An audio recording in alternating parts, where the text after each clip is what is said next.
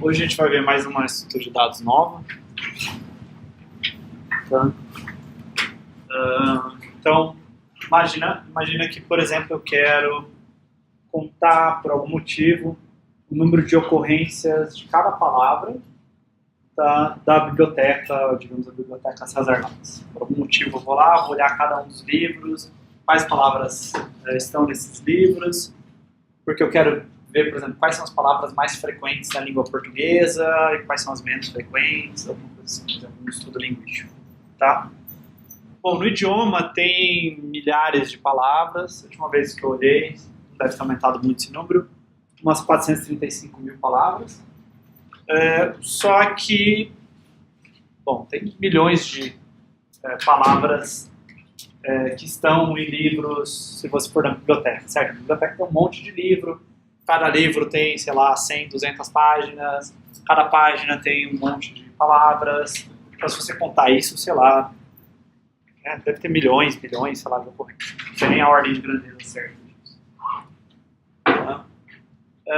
Então, eu queria, por exemplo, digamos que eu tivesse só uma página de texto, alguma coisa assim, eu queria alguma coisa do tipo, para dia eu vejo que tem 6 ocorrências, escola 13, gratuito 1, ilha 8, jeito 5, lata 2, e o resto não tem nenhuma ocorrência. Tá? E a ideia é que eu gostaria de fazer aquilo que o Python me deixa fazer. Acessar uma palavra aqui como se fosse o índice de um vetor, né? Na verdade, aqui, não como se fosse um vetor, como se fosse o índice de um vetor. Tá? Então, lá no Python, com os dicionários, vocês conseguem fazer esse tipo de coisa, né? Você consegue criar um dicionário ocorrências, e aí lá no índice ilha, vocês conseguem colocar o número 8, certo? Bom, mas como é que o Python faz isso? Tá? Em C eu não posso escrever isso não é um código válido em C. O índice tem que ser um número inteiro. Bom, com as coisas que a gente já viu, a gente consegue simular essa ideia. Porque o que eu quero fazer? Eu quero fazer um mapeamento, ou um dicionário, se você preferir, de string para inteiros, certo? Então, para cada string eu quero ter um inteiro associado. Então, eu posso, por exemplo, fazer uma struct, que é uma string e um inteiro. Tá? Então, quantas ocorrências aquela string teve? E aí eu posso, por exemplo, implementar num vetor essa ideia. Contar quantas ocorrências eu tenho. Tá? Então, se eu tiver um vetorzinho lá, eu tenho meu vetor, né? E aí eu quero ver quantas ocorrências da palavra ilha eu tenho. Então eu percorro o vetor até achar um campo que tem a struct lá, ilha e 8. E aí eu sei que tem 8 ocorrências de ilha. Tá? Bom, isso gasta tempo O de N, porque eu tenho que percorrer o vetor, eu não sei onde ilha está nesse vetor. Tá? Se eu quiser inserir uma nova palavra, ele leva O de 1, eu insiro aqui no final. Tá? Então inserir é rápido, mas buscar, acessar, descobrir quantas ocorrências tem de ilha, ou falar, agora tem uma ocorrência a mais de ilha, pegar o 8 e somar 1 para ficar 9, demora O de N. Tá? Bom, eu posso usar um vetor ordenado também. Podia ordenar lexicograficamente aqui as strings, né? E aí eu consigo usar a busca binária para buscar no meu vetor. Então isso aqui fica mais rápido, porque como está ordenado, eu faço busca binária e eu acho o ilha mais rápido. Tá? E aí eu consigo fazer isso em tempo log de n. Inserir uma nova palavra agora é caro. Porque para inserir uma nova palavra demora o O de n, porque eu tenho que manter ordenado. Então eu descubro onde eu vou inserir a nova palavra, jogo todo mundo para a direita. Tá? Como se tivesse um passo do insertion sort. Né? Desculpa, eu jogo todo mundo para a direita para abrir um espaço aqui para inserir a palavra. Também posso usar uma árvore binária de busca balanceada. Tá? Então eu coloco lá cada nome, ilha e 8. Tá? Palavras que vêm antes de ilha para a esquerda, palavras que vêm depois de ilha para a direita. Tá? E aí eu consigo achar a ilha, mudar o valor que está associado à ilha, ou inserir uma palavra nova em log de n, porque a árvore é balanceada. Tá? Então melhora aquilo que o vetor ordenado. Tá? E melhor do que o vetor sem ser ordenado. Será que eu consigo fazer melhor do que isso? Será que eu consigo fazer isso em O de 1? A O de 1 é uma coisa muito rápida, certo? O tempo constante. Então a gente vai ver uma estrutura de dados hoje que é um O de 1 entre aspas. Tá? Vocês vão ver por que tem essas aspas. Né? Depende de algumas coisas, mas em geral as pessoas vão falar hashing é uma coisa que demora O de 1. Demora O de 1 se algumas condições forem satisfeitas. Tá? Então vamos começar de uma coisa mais simples. Tá? Digamos que eu só tivesse uma palavra na língua que começa com uma certa letra. Tá? Só tem, sei lá, minha língua tem Ana, tem bala, cadeira, dia, escola, farmácia, gratuito. Certo? É uma língua bem simples. Tem 24 palavras no máximo ali. Tá? Se fosse esse o caso, era fácil. Eu olhava para a primeira letra da palavra, certo? Eu estou olhando o livro lá e vejo dia. Bom, eu olho qual é a primeira letra e vejo que é D, certo?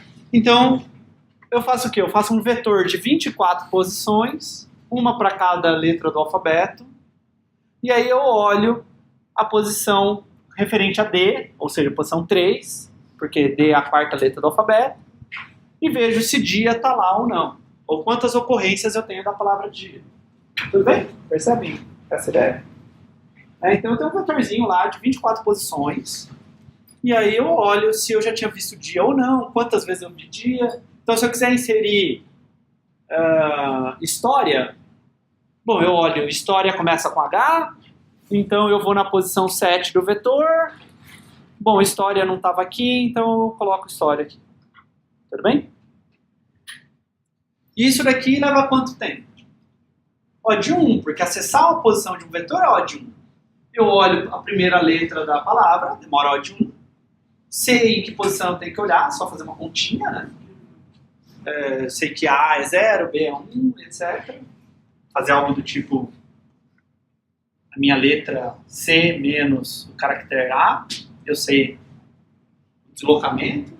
Acho que vocês usaram esse um lá, talvez. Tá? Então, se for A, dá 0, se for B, dá 1, e por aí vai. E aí eu acesso o vetor em O de 1, porque acessar vetor é O de 1. Então essa daqui é uma estrutura de dados que faz o que a gente quer. Certo? O problema é que a língua não tem só 24 palavras. Né? A língua tem um monte de palavras que começam com a mesma letra. Bom, então o que eu faço com palavras que começam com a mesma letra? Eu vou fazer essa ideia. Vou fazer assim.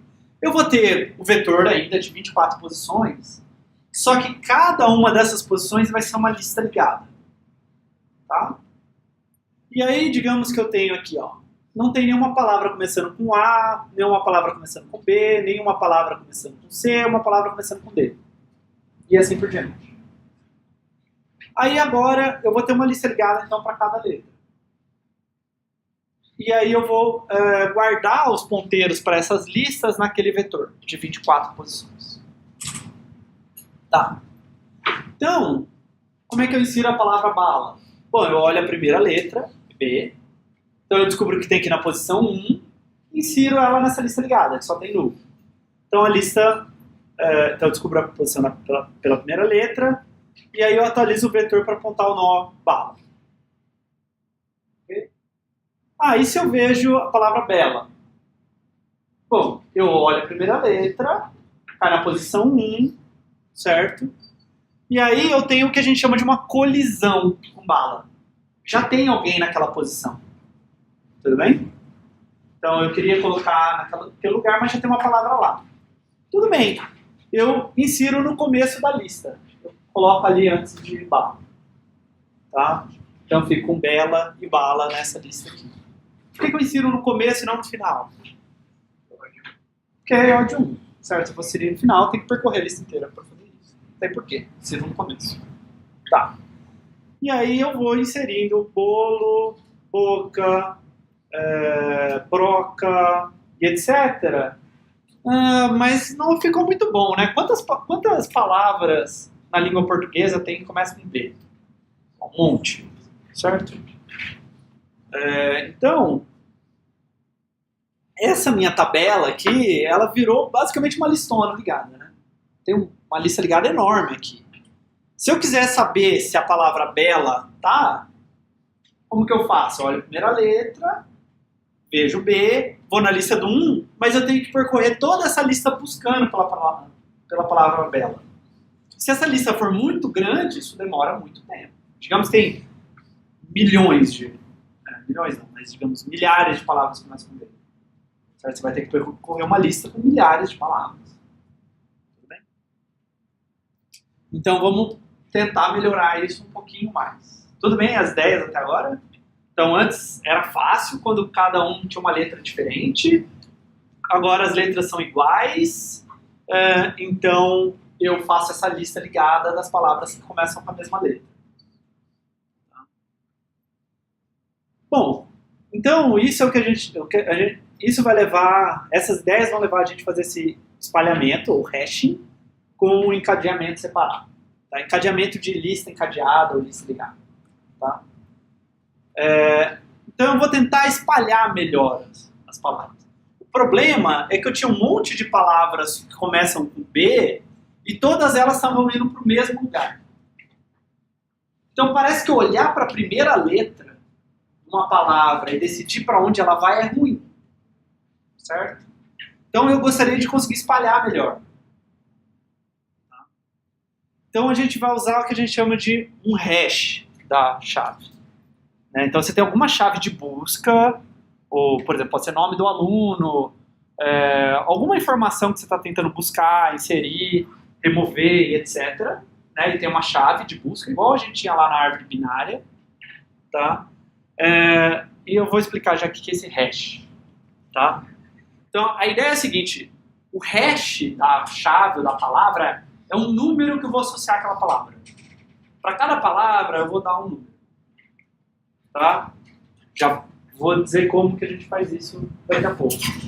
Mas é uma função. Imagina que é uma função que, dado uma string, te devolve um int.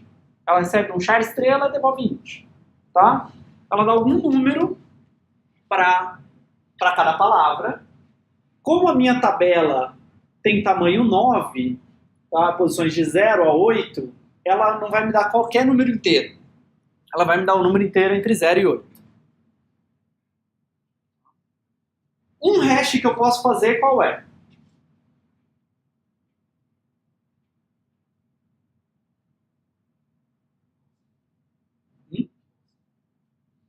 Por exemplo, a gente acabou de ver que eu podia usar a primeira letra, certo?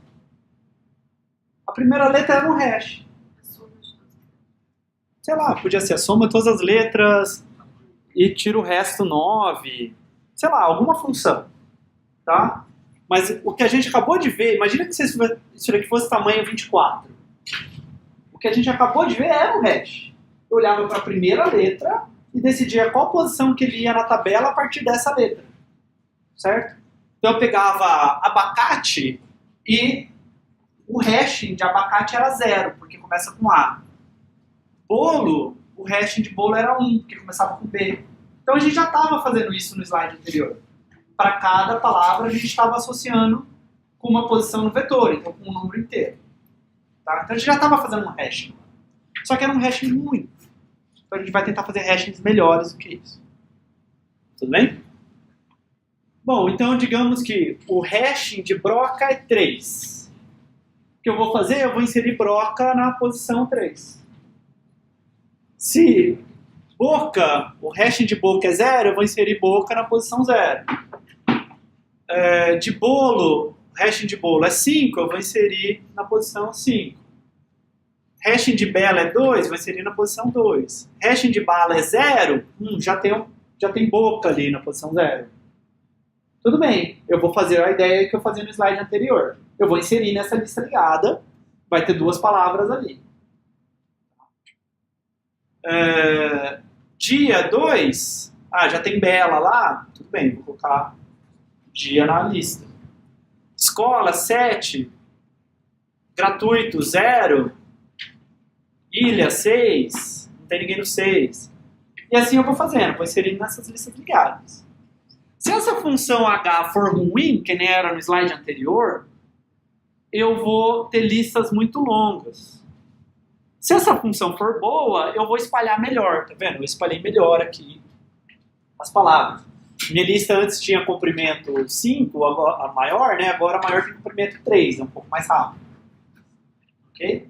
Claro que eu tenho 8 posições, então se eu colocar 8.000 palavras aqui, as listas vão ter em média 1.000 palavras, então elas vão ser enormes.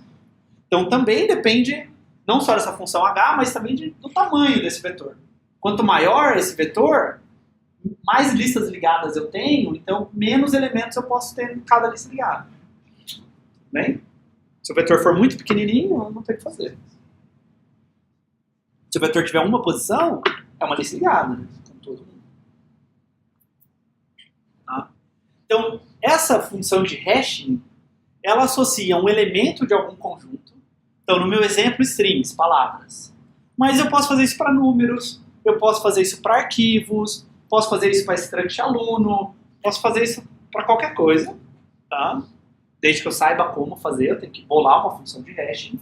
Mas pega algum elemento de algum conjunto, tá, e associa um número inteiro de tamanho conhecido, entre 0 e algum número n. Tá? E aí a tabela de espalhamento, ou a tabela de hashing, ou hashing table, tá, é um tipo abstrato de dados para conjuntos dinâmicos, né, esses conjuntos que eu insiro, removo elementos, busco neles, que têm algumas propriedades. Tá? Os dados, eles são acessados por um vetor de tamanho conhecido. Então eu tenho um vetor lá, aquele vetor que eu mostrei para vocês, de algum tamanho, digamos 1.000 posições. Tá? E a posição do vetor, ela é calculada por essa função de hashing.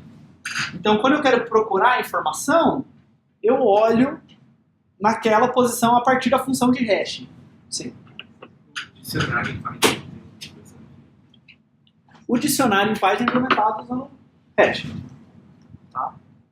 Com certeza absoluta. Ou é uma árvore binária, ou é um hash. Eu acredito que é um hash. Tá? Depois eu vou mencionar, posso mencionar depois as diferenças entre o que acontece ao implementar de um jeito e implementar de outro. Tá? Mas eu acho que é um hash. Tá? Então você calcula, você tem a sua informação, tá? A sua string, você calcula a função de hash e cai na posição do vetor. Tá? Então, algumas propriedades. Eu preciso ter alguma estimativa do tamanho desse conjunto de dados que eu vou armazenar, tá? Para essa estrutura de dados ser boa. Ou eu tenho que lidar isso com uma estrutura de dados que cresça conforme necessário, que é um pouco mais chato de implementar. Tudo bem? Dá para fazer sem ter essa estimativa, mas aí a implementação mais complicada. Tá? O tempo da operação de inserir, remover, buscar, vai depender da função de hashing disponível. Tá? Se eu conseguir uma função de hashing boa, que espalha bem, o tempo ele vai ser quase O de 1. Tá? Se eu tiver n itens e uma tabela de tamanho m, e essa função for muito boa, o tempo para acessar vai ser o tempo de eu calcular a função de hashing, que demora algum tempo lá, mas em geral é rápido, tá? Mais O de n sobre m. Tudo bem? Se eu tenho m listas aqui,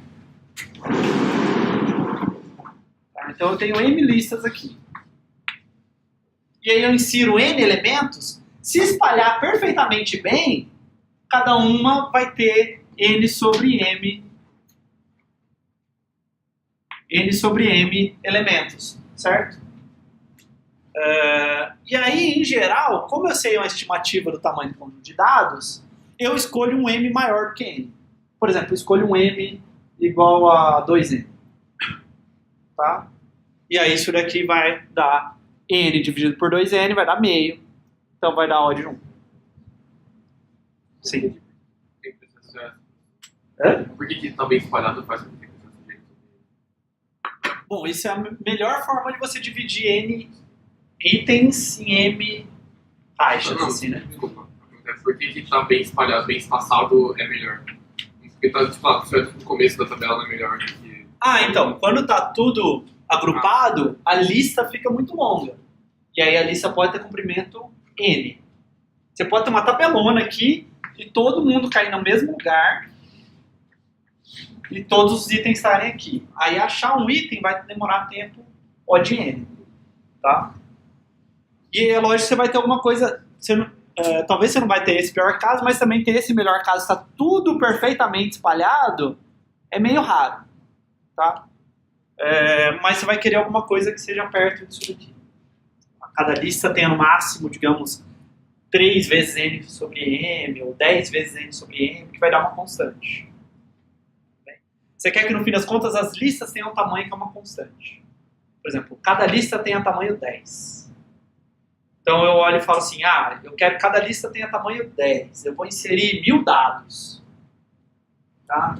Então, se eu tivesse um hashing muito bom, eu podia fazer um vetor de tamanho 100, que aí cada lista teria tamanho 10, e aí eu daria os 1000 dados que eu quero. Também. Então eu calibro esse M dependendo do tamanho que eu quero para essas listas. Não, eu quero que cada lista tenha 2 elementos. Então eu vou precisar de um vetor de tamanho 500. Então eu vou gastando mais memória, mas eu vou economizando o tempo do meu algoritmo.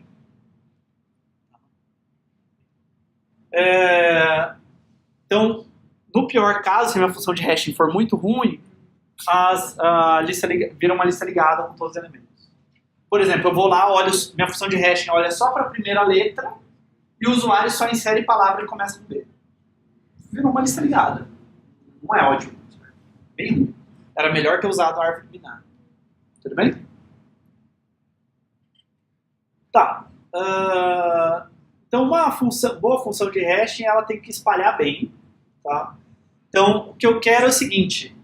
Quando é uma coisa probabilística, isso. Pega uma palavra qualquer, eu quero que a probabilidade dessa palavra, dessa chave, ter um certo hashing específico, por exemplo, do hash dela ser 15, seja aproximadamente 1 sobre m. Tá? Eu quero que, idealmente, seria 1 sobre m para todas. Todos os números teriam a mesma probabilidade, 1 sobre m, de serem o hash da palavra. Tá? Uma palavra que eu escolha aleatoriamente. Tá? E aí eu vou esperar que cada lista tenha n sobre m elementos. Vai estar espalhando bem. Tá? Bom, mas isso daqui é difícil garantir, tá? Na verdade, bem complicado. Porque eu preciso saber quais são os meus dados. Tá? Então, eu vou mostrar 2 métodos que são genéricos e que eles funcionam bem na prática, mas aí existem funções de hashing que são específicas para determinados tipos de dados. Tá? Então, método da divisão e método da multiplicação. Já vou falar deles daqui a pouco. Tá? Se eu conhecer todas as chaves que vão ser dadas no meu programa, tá? Tipo, eu sei a lista, por exemplo, eu vou fazer alguma coisa, tipo, número de ocorrências de nomes dos alunos da Unicamp, e alguém me dá uma lista de todos os nomes que brasileiros têm. Tá? Se eu soubesse isso antes, a priori, aí eu consigo fazer uma função de hashing que é injetora, que 2 strings que eu pegasse não batem nunca no mesmo lugar, nunca tem colisão. Tá? E aí eu não tenho colisão, aí cada lista dessa tem tamanho 1, certo? Não tem nem que procurar na lista, ou ela é null, ou tem uma palavra lá, tá? Mas essas funções, elas são difíceis de encontrar.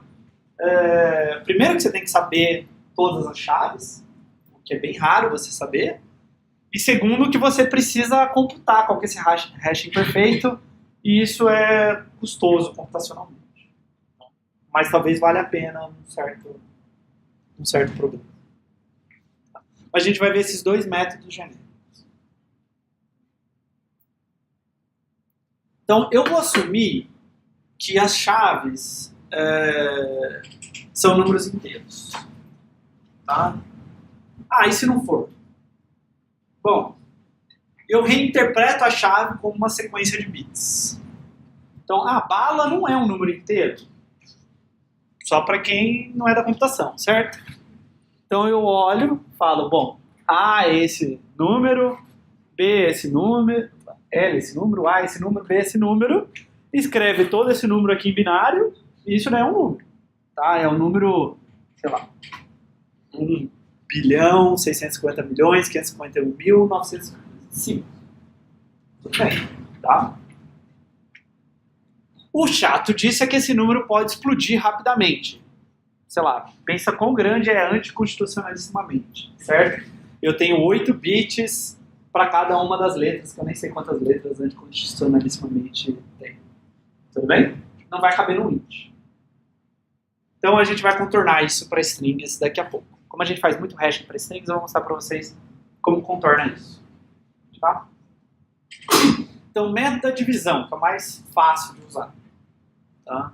Mais fácil entendo o seguinte, use ele no lab. Tá? Então, eu tenho o tamanho M da tabela de hash. O que eu faço? Eu pego o número, né? Minha chave eu estou supondo que é um número. Eu pego esse número e o resto da divisão por M. Tá? Então eu faço, minha chave é X, o hashing de X vai ser X mod M. Por quê? Mod M me dá um número de 0 e M menos 1. Então eu caio dentro das posições válidas do vetor. Não importa quem seja X. Tá? É uma função de hashing rápida de calcular, o que é bom também, porque eu gasto um tempinho para calcular a função de hashing, e bem simples de implementar. Tá? Bom, H de bala, então, seria um mod, digamos que meu M é 1783, é aquele número lá, 1 bilhão, uma coisa, mod 1783 dá 277. Então eu sei que quando eu for procurar pela palavra bala, eu tenho que ir na lista ligada, que está na posição 277, e ver se bala está lá ou não. Tá? Agora, como eu escolho um M? Sim.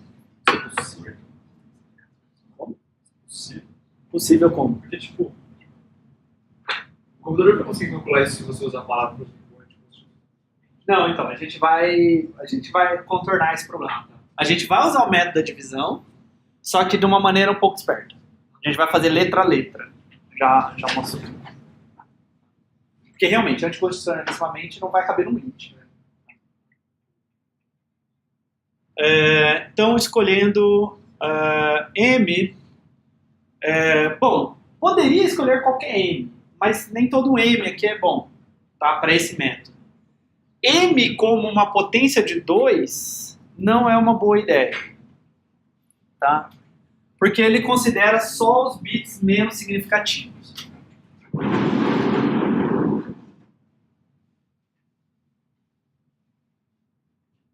Então imagina o seguinte, você tem uma palavra com 2 bytes. Sei lá, uma palavra não, uma chave com 2 bytes.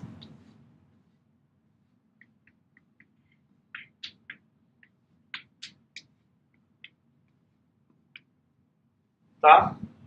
Se você fizer esse número módulo 2 elevado a 8, tá? 2 elevado a 8, você joga fora todos esses bits e fica só com esse final.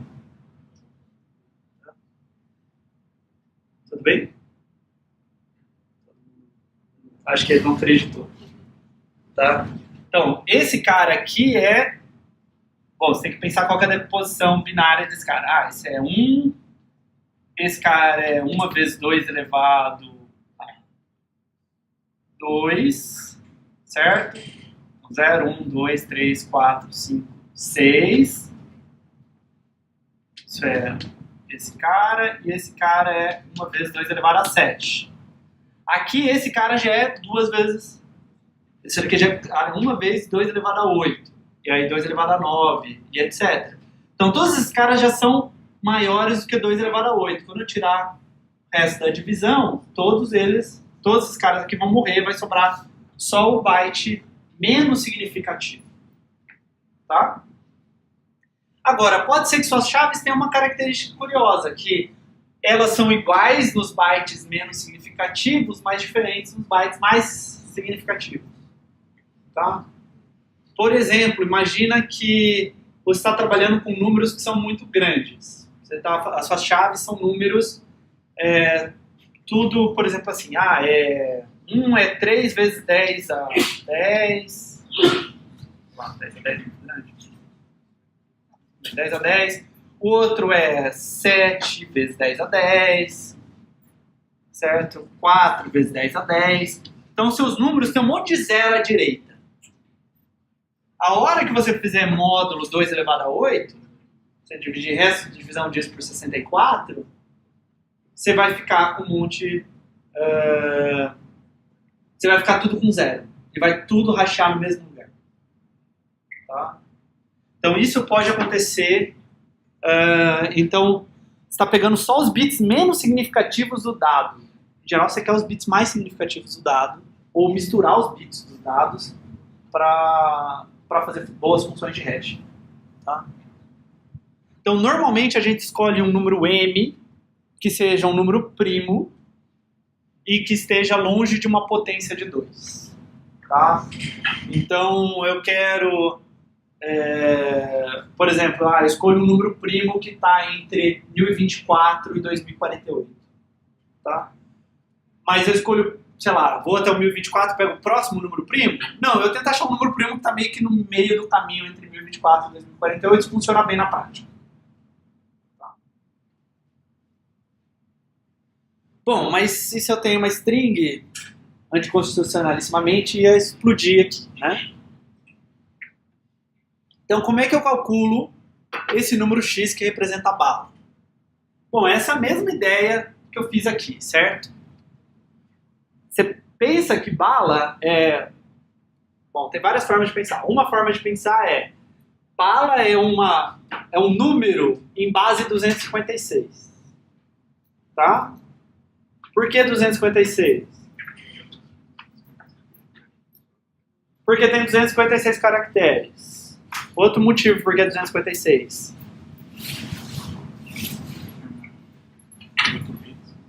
Porque são 8 bits cada caractere.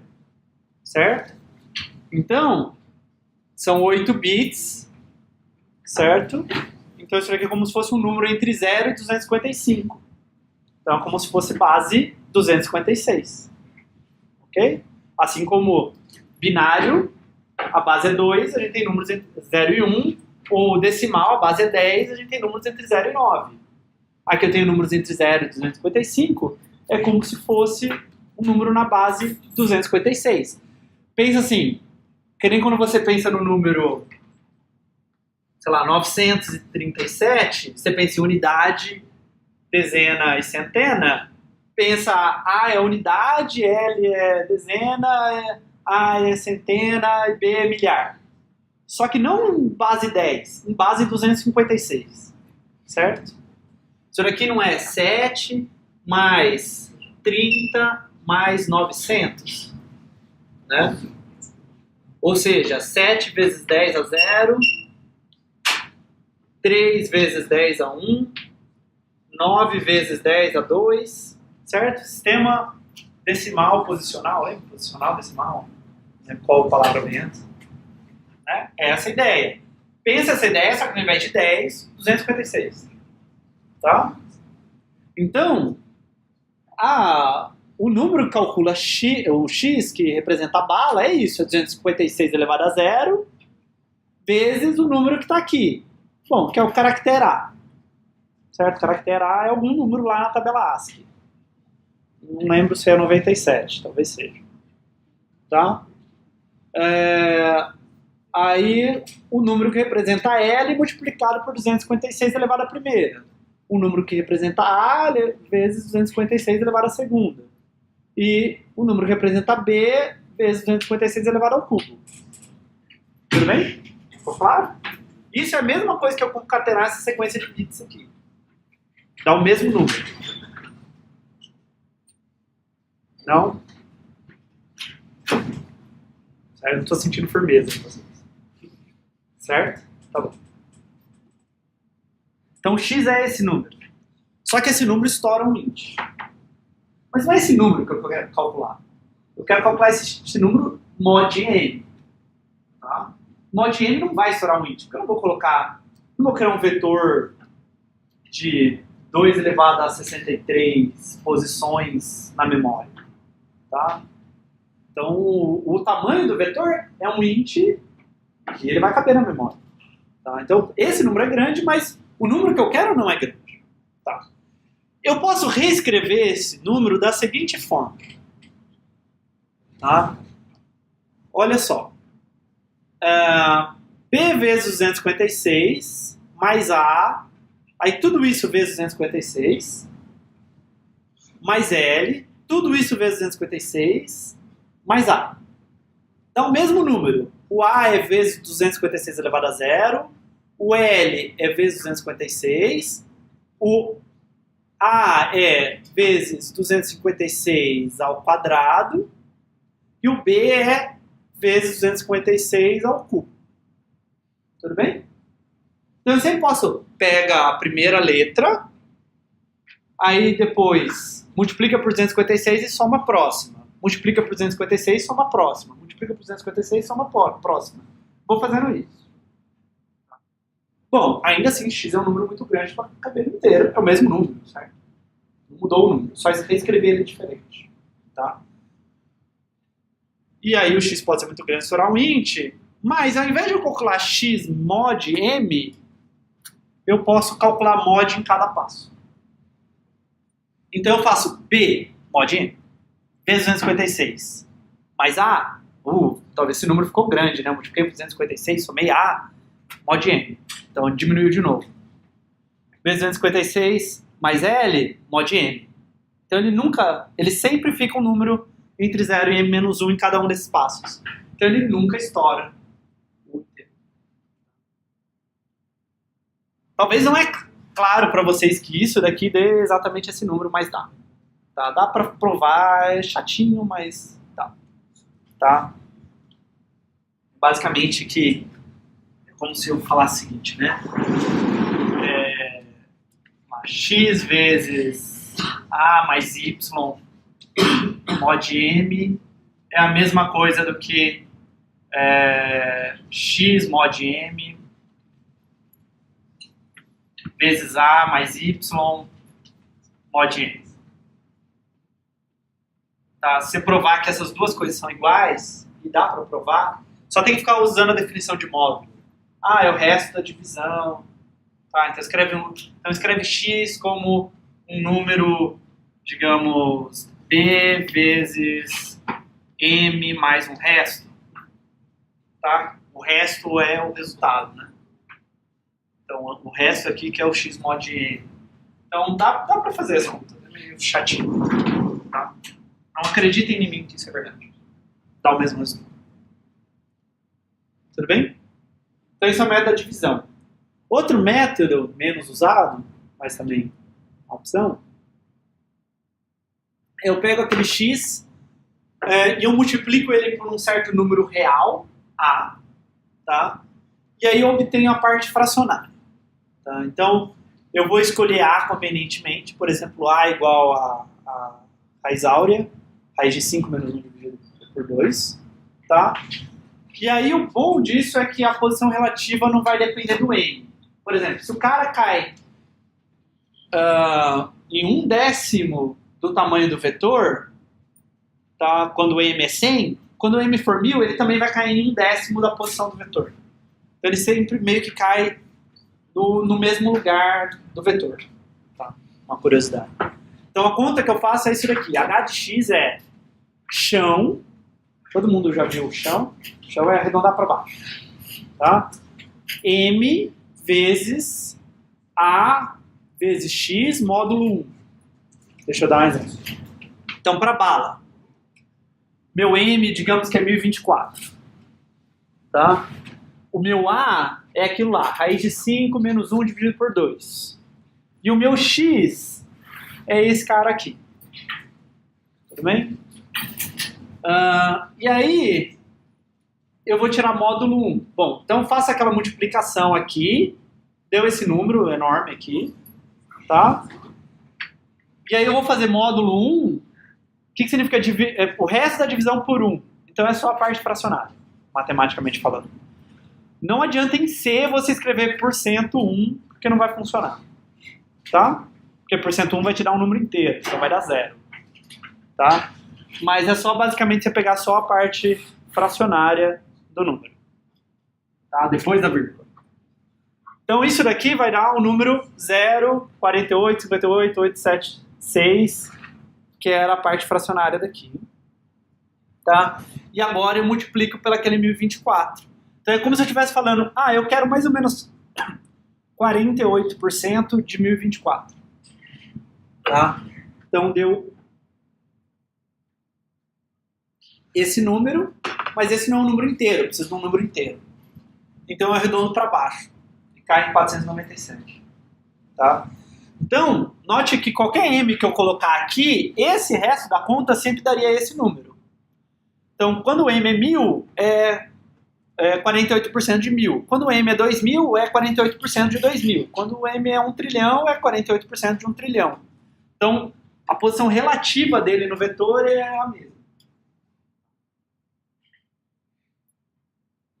E o Knuth que sugere que use A como a razão áurea, tá? Porque tem bons resultados na prática. Eu, particularmente, nunca usei método da multiplicação. Sempre uso método da divisão, que é bem mais fácil do que isso aqui. Esse tem uma vantagem. O M pode ser qualquer coisa. Não tem um M ruim aqui.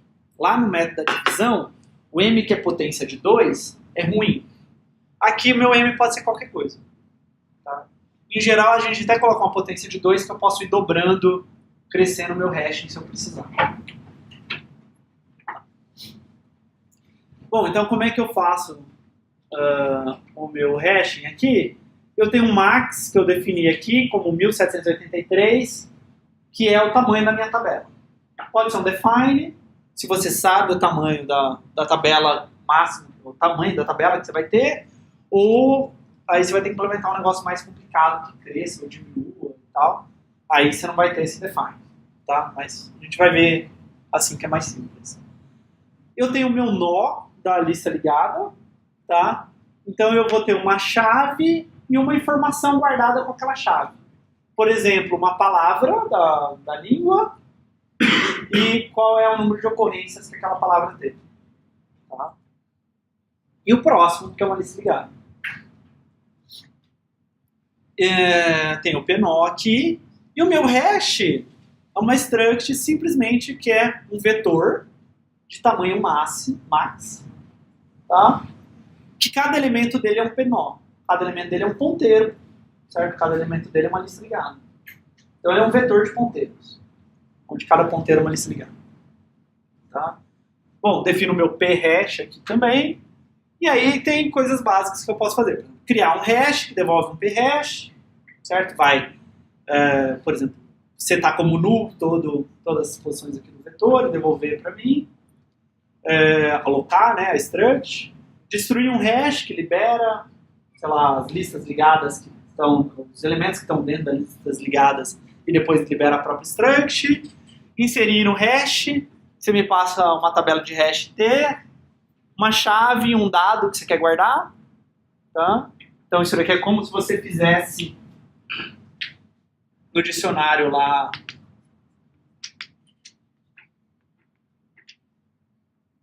ilha 8. Pô, eu não posso fazer isso no C, mas eu posso chamar essa função. Insere no hash T a palavra ilha com 8. Tá? Remover o hash, você me passa a chave, fala assim, remove ilha do dicionário. E buscar, você me passa a chave, eu devolvo o nó, tá? E aí você consegue acessar qual que é a chave e qual que é o dado. Sim. dado é alguma informação que você quer guardar junto. Certo? Então, por exemplo, a sua chave de busca pode ser o nome dos alunos de 202, mas junto eu posso ter RA, e-mail e etc. Então, são outros dados que eu quero. Às vezes, você só tem um dado. Então, a chave é o dado. Você só quer guardar nome de pessoas. Né? Que é o que vocês têm que fazer no lab, inclusive. Mas, às vezes, você tem mais coisas associadas àquela pessoa. Tá. Bom, só para ver como fica a implementação da função de hash que eu mostrei lá de strings, você me dá a palavra-chave, tá? E aí eu faço isso daqui, ó. Para cada caractere da chave, então i igual a 0, i menor que strlen da chave, e mais, eu faço aquela conta lá. 256 vezes n mais chave de i módulo max. É aquela conta que eu mostrei no slide, tá? O n no começo é 0, porque não vai ter ninguém. Então no começo, isso daqui vai dar 0 e vai dar a chave de 0. Então a primeira letra, módulo max. Aí depois eu vou pegar o resultado que eu tinha tido para a primeira letra, vezes 256, mais a segunda letra, módulo max. E vou fazendo isso. Tá? E aí depois eu devolvo o n quando esse for acabar. Assim eu nunca estouro o int e calculo a função de hash. Como é que eu insiro? Bom, você me dá a tabela, a chave, o dado, eu calculo a função de hash da chave e eu insiro na lista ligada. A função que a gente viu de inserir em lista ligada. Eu atualizo o t vetor n para ser a lista ligada que tem os elementos que tinham, né, em t vetor n mais essa chave e o dado lá. Você coloca um nozinho, coloca a chave e o dado naquele nó e insere ele na primeira posição.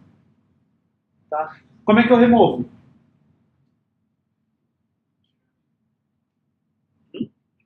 Tirando. Eu removo tirando. Eu calculo a função de hash e eu removo da lista ligada. Certo?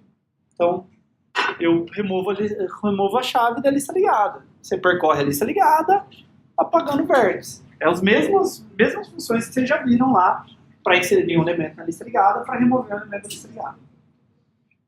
Tudo bem? A implementação é bem simples. Se você é bom de lista ligada, a implementação disso é muito simples. Até a pessoa precisa inserir, remover, buscar a mesma coisa. Você me passa a tabela, a palavra, eu calculo a função de hash, eu sei em qual lista eu tenho que buscar. Eu busco naquela lista. Tá. Sim. Cada vetor, em vez de você fazer uma lista ligada, Então, você pode, mas como a ideia é que essas listas sejam muito pequenas, não vai valer a pena pelo overhead.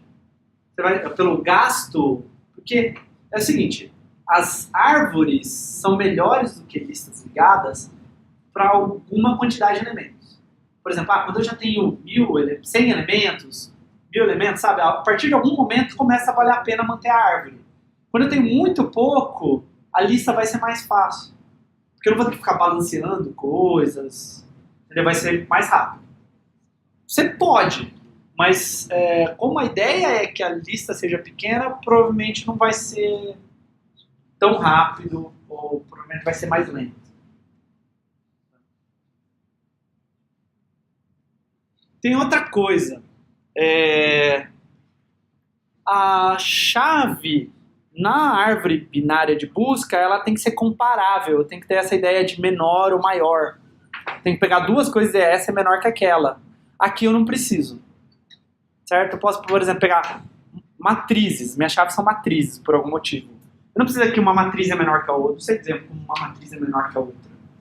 Mas ainda assim, eu posso calcular uma função de hash da matriz e usar essa estrutura. Bom. Você ia cortar o negócio, não? Bom, hashing tem seus problemas. Tá? Um problema é, se eu souber qual é a função de hashing que você está usando, por exemplo, se eu sei que sua função de hashing é olhar a primeira letra da palavra, eu posso sacanear você e só inserir palavras que começam com B. E seu programa fica lento. tá? E talvez até quebrar, morrer, sei lá, ficar muito lento, né? Imagina que você fez um serviço web que faz alguma coisa e o usuário vai lá e digita palavras e você mostra alguma coisa para ele. E aí a pessoa começa a digitar palavras que começam com B, e aí seu serviço fica muito lento, porque é ODN, tá? Toda vez que eu for inserir toda vez que for buscar um cara, eu vou gastar ODN, né? Inserir vai ser rápido, inserir vai ser OD1, mas buscar um cara ou remover um cara vai ser ODN, e aí é lento, pode ser muito lento isso, tá? Imagina no Facebook, tem um monte de usuário, tá? Então você pode prejudicar o programa do programador, meio que um furo, assim. Sim. Vamos fazer um hash de hash?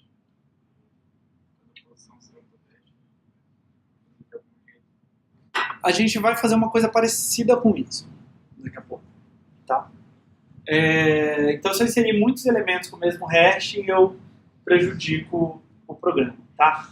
Como que eu me protejo de um adversário malicioso, então, aqui, tá? Eu posso escolher a função de hashing aleatoriamente. Eu vou usar uma função de hashing no meu programa, mas qual função de hashing eu vou escolher quando o programa começa a rodar. Aí a pessoa não tem como saber. Tinha um monte de opções, mesmo que ela leia o meu código, certo? Mesmo que o programa seja open source, ela não sabe qual função de hashing foi escolhida, tá?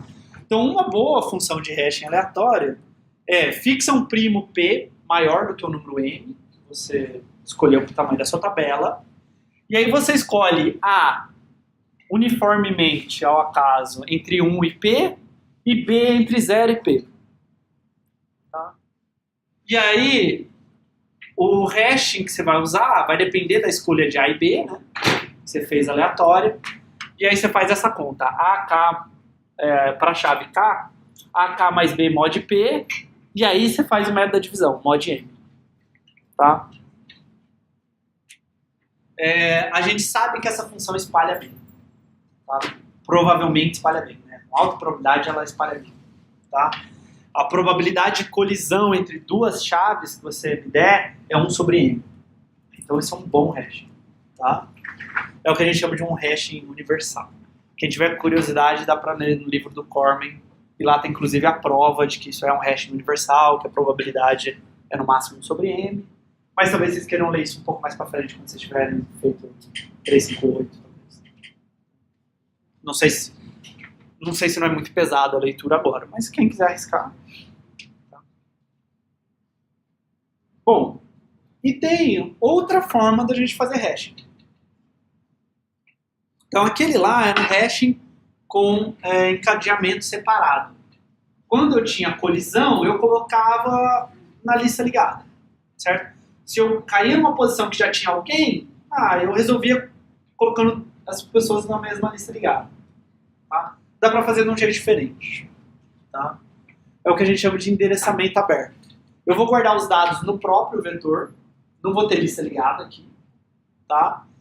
E aí, quando eu tiver uma colisão, eu queria inserir aqui, mas já tem alguma coisa aqui, eu vou inserir em outro lugar da tabela. O que parece loucura, certo? Demorei muito tempo para entender.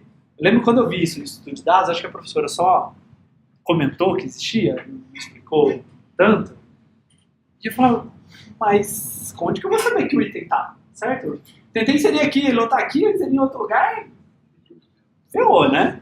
Tá? Então, a gente vai ver que dá para fazer de jeitos espertos. Tá? O bom evita ficar percorrendo usando ponteiro, certo? Eu vou gastar algum tempo. Evita alocação e desalocação de memória, malloc free, por causa que eu estou inserindo e removendo de lista ligada. Tá? Só que eu não tenho lista ligada, então a tabela agora pode encher, porque eu estou inserindo os elementos direto no vetor. E aí o vetor pode encher e não caber mais ninguém. Tá? Se eu não souber o número máximo de elementos que eu vou inserir, eu tenho que recriar com uma tabela maior. Tá? Fazer um hashing maior do que eu estava fazendo. E aí eu tenho que mudar a função de hashing. Porque mudou o M, certo? Meu M cresceu. Antes eu estava fazendo módulo 1000, agora eu vou fazer módulo 2000. Então o hashing de cada chave mudou. Tá? E a remoção a gente vai ver que é mais complicado. Tá? E isso daqui é o que vocês têm que implementar lá dentro. Tá? Sem remoção. Lá vai ser só inserção e busca. Então eu vou inserir, faço o seguinte, eu calculo o hashing da palavra, então da posição 3, e aí, se tiver espaço, eu guardo naquele lugar. Ah, então tem alguém na posição 3? Não, então coloco broca na posição 3. Boca na posição 0. Bolo na posição 5. Bela na posição 2. Bala, o hashing é 0. E já tem alguém na posição 0. Boca. Tá? Bom, o que eu faço? A partir da posição 0, eu procuro a primeira posição livre, tá? Que tiver na tabela e coloco lá. Então eu venho, olho a posição 1 e coloco bala lá. Tá? E quando eu me contaram isso, eu falei, isso é loucura. Certo? A gente vai ver que dá pra achar bala de novo depois. Aí eu vejo o dia, tento colocar na posição.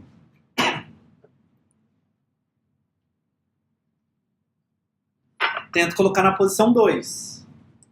Mas na posição 2 já tem bela. Ah, então eu vou para a próxima. Ah, mas já tem broca na posição 3. Então eu coloco na posição 4, palavra dia. Tá? Escola, posição 7, está livre. Coloco escola na posição 7. Tá? Gratuito, posição 0. Já tem boca, bala, bela, broca, dia, bolo. Então eu coloco na posição 6. Tá? E ilha, eu vou acabar colocando na posição 8. Né? Era 6, mas na 6 já tem, na 7 já tem, na 8 já tem. Quer dizer, na 8 não tinha. Agora, se eu tentar inserir mais uma palavra, não dá. Certo? Então, esse é um problema do endereçamento aberto. Ou eu cresço esse hash, tá? Que eles fizeram no lab lá de crescer vetor, e aí eu tenho que reinserir todo mundo no novo hash, ou eu tenho que saber o número máximo de palavras que vai inserir. No lab, vocês sabem o número máximo de palavras. Tá? Eles falam qual o tamanho do M que vocês têm que... Qual o valor máximo de M que vocês podem escolher, e fala qual é o número máximo de palavras que vai ser dado. Então isso não vai ser problema algum. Tudo bem? Bom, você como é que insere? Inserir, ok, mas agora como é que eu acho? Né? Então como é que eu faço a busca? Bom, eu simulo a inserção.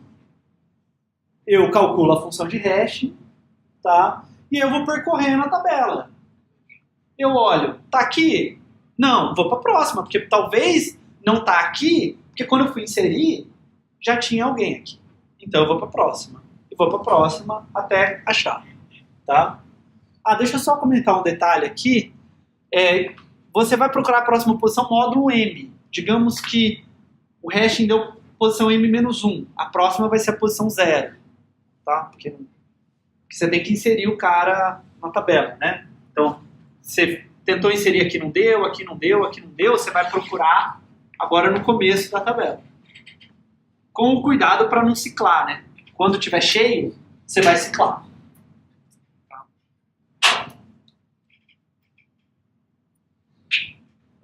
Então, para buscar, eu simulo a inserção, calculo a função de hash, percorro a tabela procurando pela chave. De novo, módulo M, porque pode ser que o hash caiu aqui, mas eu acabei inserindo aqui em cima. Tá? Se eu encontrar a chave, eu devolvo aquele item correspondente. Se eu encontrar um espaço vazio, né, é porque não estava, porque senão eu teria passado por ela.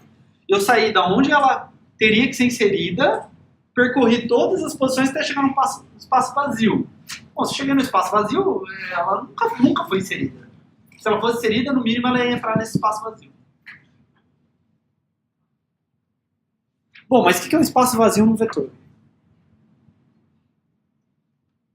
Não existe espaço vazio no vetor. Não sei. Tá? Toda posição do vetor tem algum valor. Tá?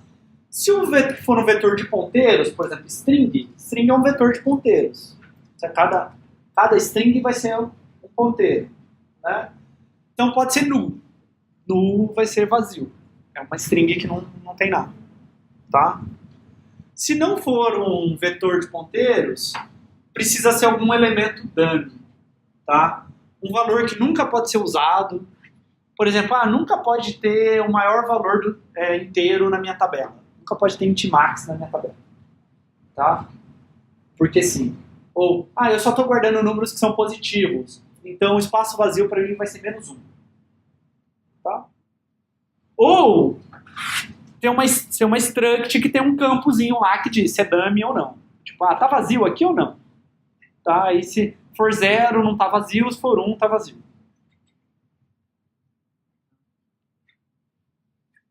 E aí, como é que eu faço a remoção de endereçamento aberto? Tá? Eu não posso só remover o elemento da tabela. Eu faço a busca, acho, né, era para inserir aqui, aí eu faço a busca e acho ele aqui. Bom, podia só remover agora, né? Por que não? Hã? Para baixo podem ter passado por ali. Isso. Pode ser que tenha um cara que a função de hashing dele é aqui, mas eu inseri ele aqui. E agora esse é um espaço vazio, minha função de busca vai parar e não vai chegar nele. Então a remoção complica as coisas. Tá? Então isso daqui quebraria a busca. Então, opções. Uma opção é a seguinte, mais chata. Eu vou remover esse cara. Todo mundo que tiver aqui num bloco até o primeiro espaço vazio, certo? Esse é vazio. Todos esses caras aqui, eu vou fazer rehash deles. É como se eu fosse um a um tirar eles e inserir de novo no hash. Tá? Note que isso é meio caro. Tá? Você vai, cada um desses elementos, tira ele do hash, insere de novo. Por aí vai. Se era para ele cair aqui, ele vai cair aqui de novo. Se não era, ele vai preencher esse buraco vazio que você tinha. Tá? Por aí vai. Então eu reinsiro para eles caírem na posição correta. E é custoso e eu tenho que implementar com cuidado aqui, indo um a um e tal, para não quebrar a busca. Tá? É chato de fazer. Uma opção mais simples é a seguinte. Eu troco por um item dummy, tá? Indicando que é um item removido. Tipo, olha, aqui tinha a palavra dia, mas é uma palavra dia que foi removida. Tá? Não pode ser a mesma coisa que indica espaço vazio. Tem que ser indica removido, não espaço vazio, porque senão a gente ia ter esse problema de parar a busca antes. Tá?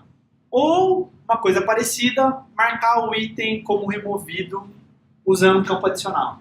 Tá? Esse aqui é um item dummy, por exemplo, -1 é espaço vazio, -2 é removido. Esse daqui é na struct eu tenho lá, foi removido ou não foi removido. Assim como eu tinha espaço vazio ou não, espaço vazio.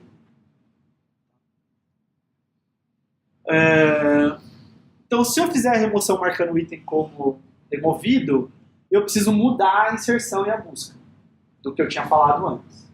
Tá? A inserção calcula a função de hashing e tem o resultado H, e aí eu insiro na primeira posição vazia ou que tem um item removido. Tá? A busca, eu calculo a função de hashing, tem o resultado H, procuro o item em sequência e quando eu encontrar o item, eu vou ver se ele não foi removido. Porque eu vou encontrar o item, mas eu tenho que olhar lá, o campo está marcado como removido. Se estiver marcado como removido, eu joguei fora esse item. Tá?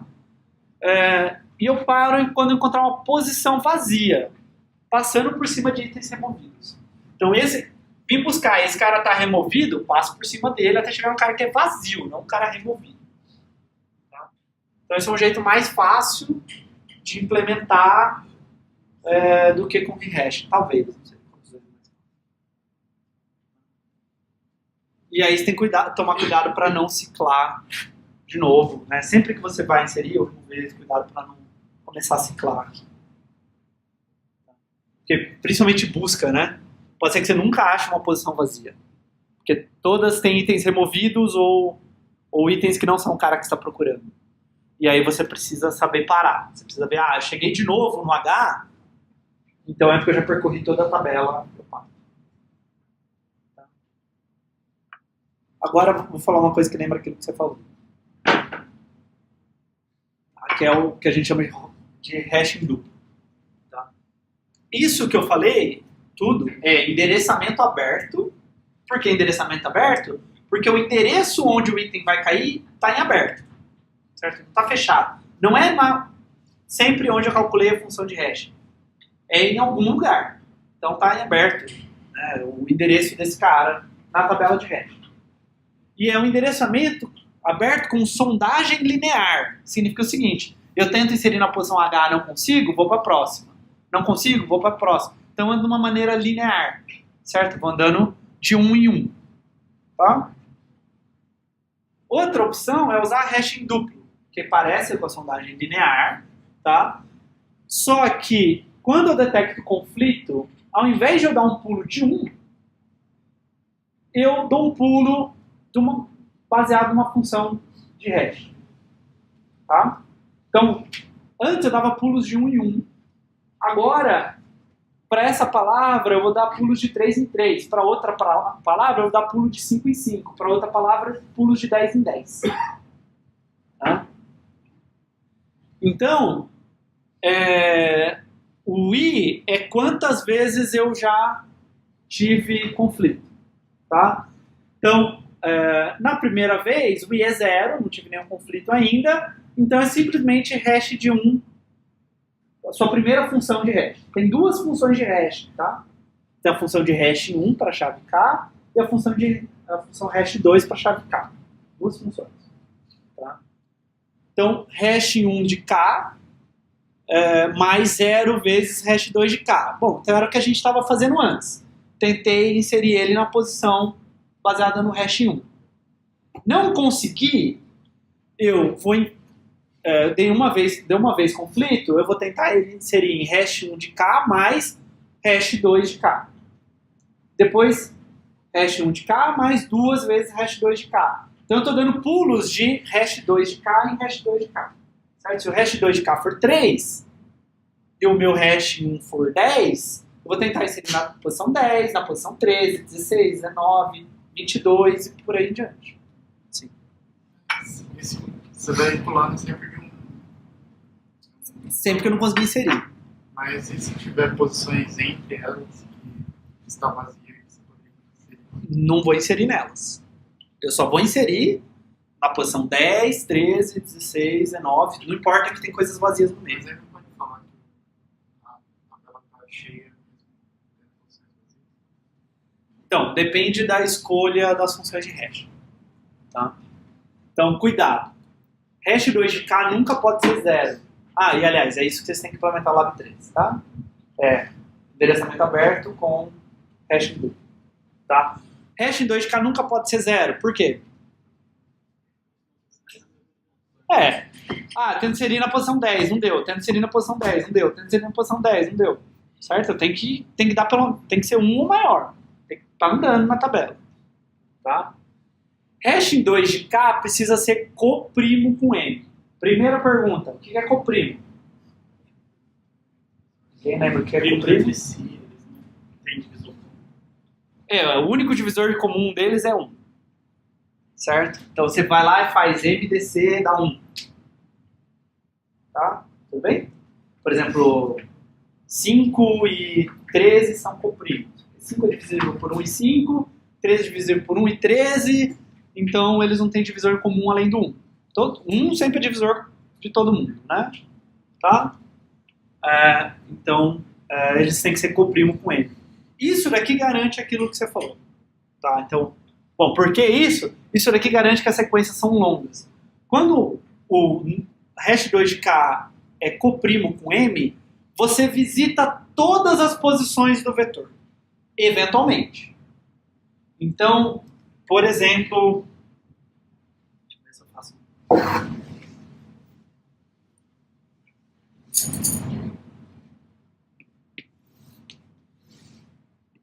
0, 1, 2, 3, 4, 5, 6, 7 e 8. Tá? E aí, digamos que eu escolho 3. Tá? Por acaso, o primeiro hash lá deu 0. Então tem que ser na posição 0, na posição 3, na posição 6, na posição 9, certo? Mas é módulo M, então na posição 1, na posição 4, na posição 7, na posição 10, mas é módulo M2, certo? E assim por diante. Então, se for coprimo, a álgebra garante isso pra gente, tá? A gente fala que é gerador. Você consegue chegar em todos esses números eventualmente. Você está dando pulos de tamanho constante, mas você visita todos os lugares. Então não fica buraco na sua tabela. Bom, como é que eu faço isso? Como é que eu faço um hash 2 de K ser coprimo com M? Tá? Bom, por exemplo, você pode escolher M como uma potência de 2 e hash 2 de K ser sempre ímpar.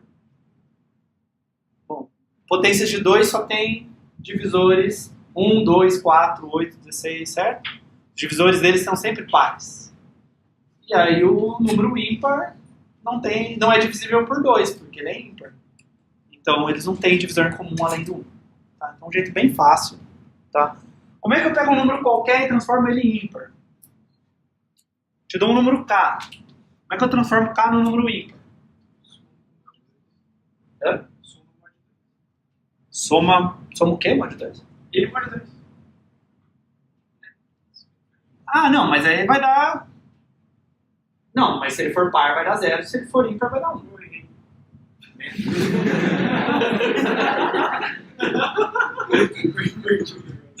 Você vai transformar em par. Esse faz o contrário. K menos K mod 2? Bom, se K for par, eu vou tirar 0. Se for ímpar, tira 1, ele fica par. Então ele transforma K em par, não em ímpar. Ah, tá. Então, Aí você soma 1. Funciona. Não era a solução que eu esperava. Você pode escrever ele como 2K mais 1. 2K mais 1 é ímpar para qualquer número K, certo? Tá bem? Lembra a definição que é o número ímpar? O número par é um número 2 vezes K e o número ímpar é um número 2 vezes K mais 1. Pra algum K. Mas funciona assim também. Se preferirem. Então, tá? Outra opção é escolhe M como um número primo, tá? E aí é só escolher, é só garantir que hash 2 de K é menor do que M. Tá? Porque primo, um número primo, ele é sempre coprimo com qualquer número menor que ele. Certo? Porque o número primo só tem divisor 1 e ele mesmo. Então eles não vão ter divisores em comum se o número for menor. Se o número for maior, aí eles podem não ser coprimos. Tudo bem? Talvez esse é o mais fácil, porque provavelmente vocês já vão escolher um M número primo longe de potência de 2. Tá? Então só precisa garantir que o hash 2 de K é menor do que... Dúvidas? Sim. dá pra fazer OR.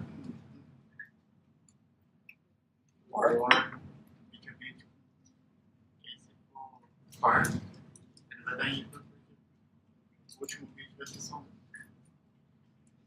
Ah, sim, mas o problema é que você vai só... tudo bem. Meio que... OR com... Sim. Você está somando 1 nos números que são pares e nada nos números que são ímpares. Bom, e faz alguma diferença tudo isso? Olha só, sondagem linear. Por que eu usaria hash duplo se é mais complicado do que sondagem linear? Tá? Então, tempo de busca médio. Depende de quantos itens você tem na sua tabela em relação ao tamanho da tabela. Se eu tenho poucos itens na minha tabela, a busca é rápida, certo? Porque eu caio em alguma posição e se for muito pouco item, eu já acerto o cara. Se tiver um pouco mais de item, eu tenho que andar, mas eu tenho que andar pouco, porque a tabela está bem vazia, certo? Quanto mais cheia a tabela, quando eu vou buscar mais, eu tenho que ficar procurando o cara. É só para vocês verem, quando eu simulei aqui, por exemplo, vou inserir gratuito, a tabela está muito cheia. A tabela tem 9 posições e eu já inseri 7 caras. Ela está 7 nonos cheia. Certo? E aí eu demoro muito para achar uma posição vazia. Tá? Então, quanto mais cheia a tabela, pior. Então, em geral, a gente olha para essa razão entre N e N. Tá? N dividido por M. Se for meio, significa que a tabela está meio cheia. Certo? Se for 2/3, que ela está 2/3 cheia. 3/4, 3/4 cheia. Tá? Então, por exemplo, tudo bem? Ficou claro? 90% cheia. Tá? Então, quantas posições eu tenho que olhar do vetor para fazer a busca? Se for uma palavra que está lá, é mais fácil a busca. Porque eu estou olhando, descendo a palavra e encontro ela. Se a palavra não está lá, não é ela que eu tenho que encontrar, é um espaço vazio. Então pode demorar mais tempo. Tá? Então, a busca com sucesso, se a tabela estiver meio cheia, eu tenho que olhar 1.5 posições. Então, em média. Tá? Em média, eu calculo o hash, olho, achei, outras vezes olho, não achei, olho a próxima. Tá? De vez em quando, tenho que olhar um pouco mais, mas é bem raro. Em geral, olho menos que 2 posições em média. Tá? Sem sucesso, já tem que acessar uma posição a mais. Então, já demora 2.5, já tem que olhar 3 posições. Entre 2 e 3 posições para olhar. Tá? Só que conforme a tabela vai enchendo, você vai ficando pior. Então, com sucesso é 1,5, 2, 3, 5.5, que não é tão ruim. Né? 90%. Eu olhei 6 posições, sei lá. Mas sem sucesso eu já tenho que olhar mais de 55 posições em média para ver o cara. Então já está ficando bem lento, certo? E aí vai piorando muito. Se você tiver 99% cheio, vai piorar muito. Tá? Sim.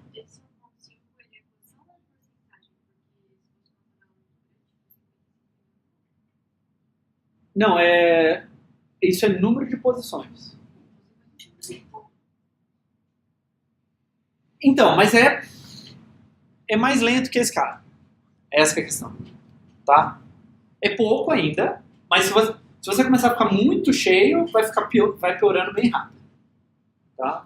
Então, a ideia é não ficar muito próximo de cheio. Tipo, não ficar 99% cheio, 999 sobre 1000, sabe?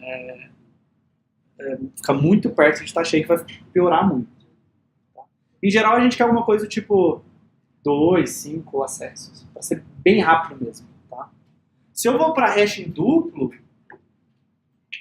o mesmo M me dá uma coisa muito melhor. Tá?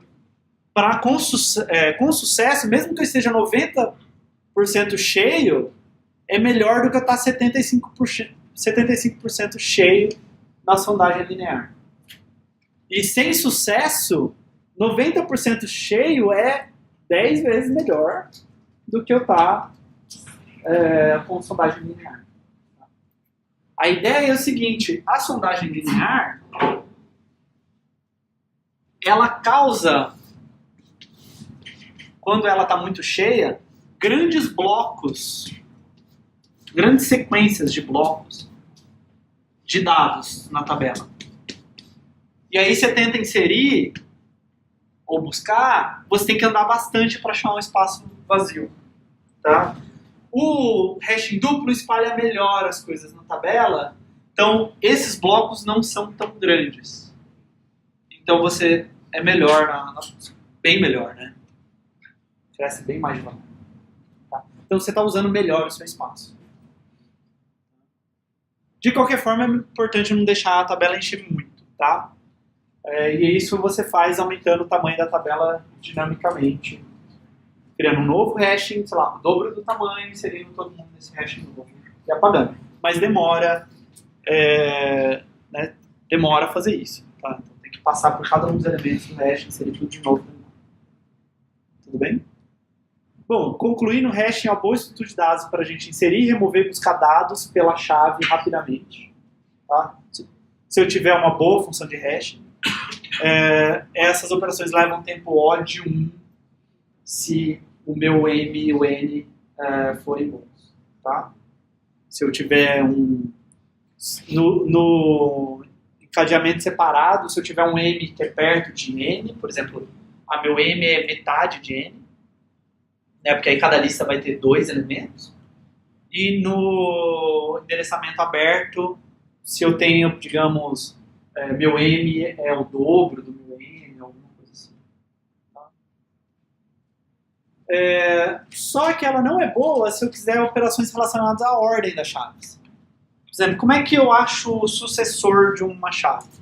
Te dou uma chave que está lá no hash, fala agora eu quero o sucessor, quero o próximo na ordem. Ou eu quero que você imprima um hash ordenado. Como é que você imprime um hash? Os dados que estão no hash de maneira ordenada. E aí? Bom, joga tudo no vetor de ordem. Tá? Porque não tem o que fazer. Ela não é uma estrutura de dados que está preocupada com ordem de chaves. Tá? Por isso que ela consegue ser bem rápida. Não está preocupada com isso. Tá? E para algumas chaves realmente não tem uma ideia de ordem. Tá? Então, sondagem linear é o mais rápido se a tabela for esparsa. Se eu puder gastar memória, eu gasto memória, faço sondagem linear, nem faço hashing duplo. Tá? Coloco uma tabelona lá mesmo, com o dobro da quantidade de chaves que eu vou guardar. Tá? Hashing duplo usa melhor a memória. Eu não posso alocar tanta memória, eu vou trabalhar com uma coisa que vai estar 90% cheio, 95% cheio, aí eu uso o hashing duplo para melhorar o tempo usando a mesma memória. Tá? Eu vou gastar tempo para ficar computando essa segunda função de hashing também. Por exemplo, para computar a nossa função de hashing, a gente tinha que passar por todos os caracteres da palavra. Imagina que a palavra é grande, alguma coisa assim, eu estou gastando um tempo ali. Tá? E o encadeamento separado é o mais fácil de implementar. Tá? Porque você sabe inserir, buscar e remover lista ligada, calcula a função de hash, você sabe em qual lista que você tem que trabalhar. E acabou. E usa memória a mais para ponteiros. Tá? Em geral, eu implementaria encadeamento separado, até as coisas não estarem indo muito bem, e aí tá lento, eu trocaria por sondagem linear, tá gastando muita memória, eu trocaria para hashing duplo. Em geral, a gente começa as coisas pelo que é mais fácil de implementar. Funções de hash têm várias outras aplicações também na computação. Tá? Por exemplo, quando a gente transmite informação, a gente pode ter erros na transmissão. Certo? Quando você manda uma informação pela internet, a informação pode chegar com erro, sei lá, digamos, por causa de alguma interferência eletromagnética no cabo que você está ligado ao roteador. Tá? Pode ter tido alguma coisa ali, ou alguma coisa atrapalhou. Tá? Então, como ocorrem esses erros, a gente, além de informar a informação que a gente está passando, a gente também transmite o resultado de uma função de hashing daquela informação. Tá? Então, isso é feito às vezes como dígitos verificadores, e vocês têm um dígito verificador que talvez vocês não saibam. Na verdade, vocês têm dois, que é o CPF de vocês. O CPF de vocês tem uma sequência de números e tem 2 dígitos verificadores. Esses 2 dígitos verificadores servem para verificar se você digitou corretamente o seu CPF. Se você trocar algum dígito no seu CPF, não vai ser um CPF válido, porque aqueles 2 dígitos verificadores são um hashing do começo dos seus números, do CPF, e aí qualquer programinha que use CPF verifica para ver se aquele é um CPF válido. Então ele vê que o hashing daqueles números não bate com os 2 dígitos que você digitou. Então em algum lugar tem algum erro. Mas isso também é usado em transmissão de dados. Vou transmitir 8 bits, eu transmito uns bits a mais para mostrar que se os bits foram mandados de maneira correta ou não, ou às vezes também para fazer correção de bits, tá? Talvez em algum momento vocês vão aprender a fazer isso, que é, preciso te mandar 8 bits, eu te mando 10, mas se algum bit falhar no meio, eu consigo corrigir. Tá? Aí não é hash, é outros truques. A gente faz isso também, para evitar erro. Tá? Outra coisa bastante comum é MD5 e SHA, talvez vocês já tenham visto, que a gente usa muito para arquivos. Eu vou baixar o Ubuntu Linux no site do Ubuntu. Você vai ver que lá em geral tem o arquivo para você baixar e tem um arquivo MD5 ou SHA-1, que é um hashing daquele arquivo. Então a ideia é a seguinte, eu baixo o arquivo, eu baixo o hashing, e aí eu consigo verificar se o arquivo que está na minha máquina é o arquivo que o Ubuntu esperava que eu tivesse. Tá? Ou às vezes está no site só, porque é uma sequência grande assim, de números, sei lá, uns 32 números em hexadecimal, umas letras, uns números, e aí eu consigo comparar aquilo, eu rodo na minha máquina o MD5, e eu olho, o MD5 do arquivo que eu tenho na minha máquina bate com o MD5 que está falando no site do Ubuntu? Ah, bate, então deve ser o mesmo arquivo. Tá? Se não bater, esse não é o arquivo que eu esperava que fosse. Então, sei lá, se eu baixei por torrent, talvez alguém tentou me sacanear e fez uma alteração no Ubuntu que tem um vírus lá dentro. Tá? Uma forma de garantir. Tá? Quando a gente trabalha com banco de dados, em geral, o ideal, né, seria a gente guardar o hash da senha ao invés da senha. Tá? Por quê? Eu tenho a minha senha lá, super esperto, que eu criei, que é 1, 2, 3, 4. Tá? E aí eu entro lá, sei lá, no servidor da DAC, tenho meu usuário e minha senha é 1, 2, 3, 4. Aí o fulano hackeia o servidor da DAC e entra no banco de dados e vê lá a senha do Rafael 1, 2, 3, 4. Tá? Será que o Rafael usa a senha 1, 2, 3, 4 no e-mail dele, do Gmail? Deve usar, porque quem aqui usa senhas diferentes para cada um dos serviços na internet? Parabéns, mais gente que eu esperava. Muda uma vez. Tá? São iguais, mas Tem umas 4 senhas. Isso. Então, muita gente tem uma senha só para tudo. Quando uma senha vaza, todas as senhas vazaram, certo? Não é difícil você adivinhar o login do... Sei lá, eu sou shoeire@gmail. Adivinha qual é o meu login no Facebook? Shoeire, certo? Qual que é o meu login não sei aonde? Shoeire. Meu login é fácil de descobrir. Se você descobrir a minha senha do Gmail, bom, do Gmail é mais complicado porque tem recuperação de senha. Mas se você descobrir minha senha no Facebook, eu não quero que você descubra a senha de todos os outros meus serviços. Eu quero que você só tenha me comprometido naquele lugar. Então, se a pessoa guarda a sua senha em branco, assim, em branco, não é em branco, quero plain, direto no banco de dados, é uma grande falha de segurança. E o banco de dados, eventualmente, é atacado. Tá? Eventualmente, informações vazam. Tá? Então, o que eu faço? Eu digito lá 1, 2, 3, 4... se calcula um hashing da minha senha e vê se o hashing que deu da senha que eu digitei é igual ao hashing que está aí no banco de dados. Tá? Então, se der o mesmo hashing, eu deixo a pessoa entrar. Se não der o mesmo hashing, eu não deixo a pessoa entrar. Isso. Então, a gente tem que ter que a probabilidade de duas senhas ter o mesmo hashing seja ínfima, tá? Seja assim um número, sei lá, 1 sobre o número de átomos no universo. Então, pode acontecer? Pode, mas é muito, muito, muito improvável. É mais fácil eu tentar apoiar na parede e passar por cima num colide com os átomos do que... Certo? Do que passar por cima. Sim, sim. Aí tem várias formas. Uma coisa que é bastante usada, por exemplo, é o SHA. Você calcula o SHA é uma função de hash, da senha da pessoa. Em geral, você também coloca um negócio que eles chamam de sal. Você pega a senha e você coloca mais alguma string constante que você sempre soma, e aí você tira o hashing. Isso, E aí, então não é uma coisa difícil de fazer, mas sempre desconfie de sistemas que você cria a conta e vem por e-mail. Sua conta foi criada, usuário shoeire senha 1, 2, 3, 4. Porque se ele está te mandando a sua senha, é porque ele sabe a sua senha. Então a senha está no banco de dados. Ele não devia estar guardando a senha, devia estar guardando o hash. Tá? Nesses daí, cria uma senha qualquer, diferente de todos os outros, porque provavelmente o sistema vai ser hackeado algum dia e você não quer que isso prejudique outros lugares. Tá? Dúvidas? Tá? Então aqui a probabilidade tem que ser bem pequena. Aqui também, né? Não quero que qualquer dois arquivos tenha a probabilidade 1/3 de colidir, certo? Sim. No caso do hash, como é que você faz para escolher a segunda função?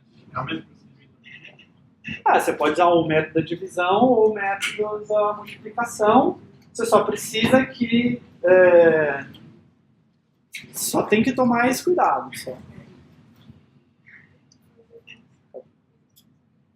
Já passei.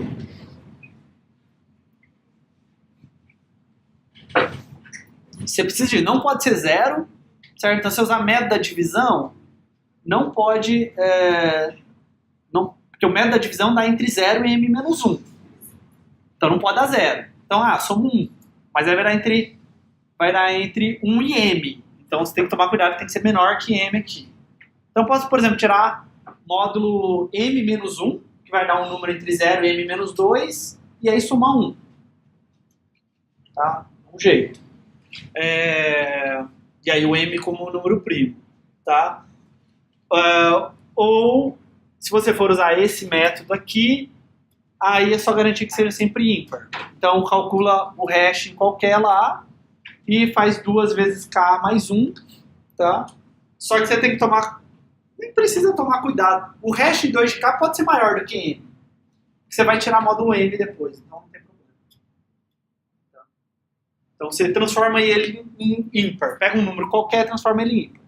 Então ou multiplica por 2 soma 1, ou faz ou bit a bit com 1, ou faz aquela conta estranha que a gente fez agora. 1 mais k menos k módulo 2.